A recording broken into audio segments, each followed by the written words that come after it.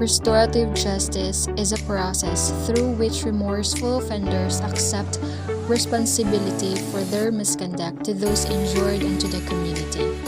RJ treats crime as a violation of people and relationships. Restorative justice, then, is a different way of thinking about crime and our response to crime. It focuses on the harm caused by crime, repairing the harm done to victims, and reducing future harm by preventing crime.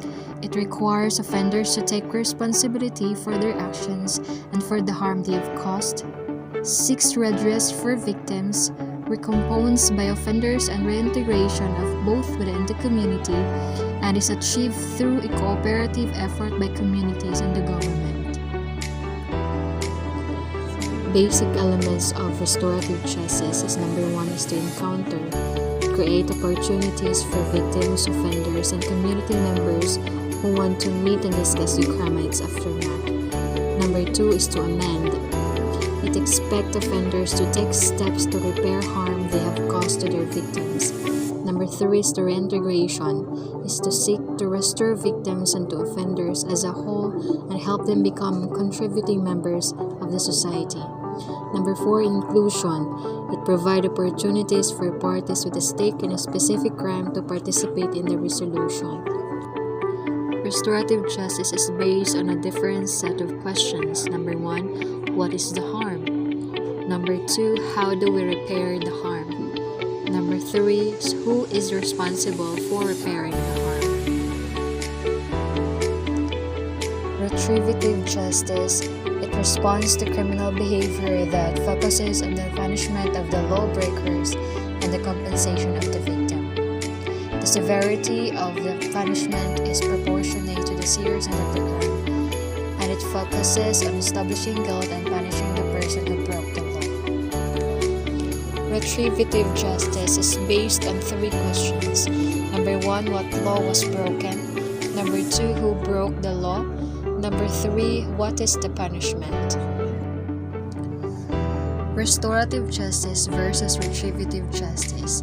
In restorative justice, crime is a violation of people and relationship, and violations create obligations. The justice requires victims, offenders, and community members in an effort to make things right. And also in restorative justice, central focus meet needs of person harmed, primarily by the person who caused the harm.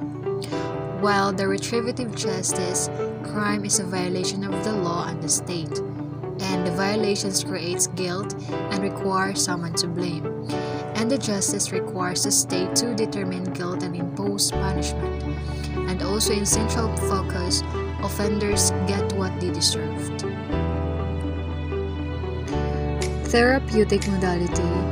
It is a self-help social learning treatment model used for clients with problems of drug abuse and other behavioral problems such as alcoholism, stealing, and other antisocial tendencies.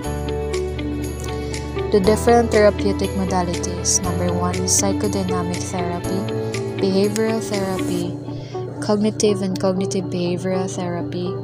Number 4 is humanistic therapy.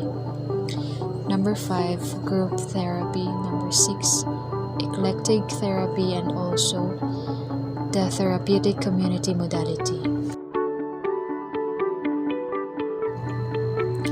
Therapeutic modality is a tool that the BGMP and Bucher uses to prepare the client for reintegration to the community as a reformed, rehabilitated, productive, drug-free, and law-abiding person.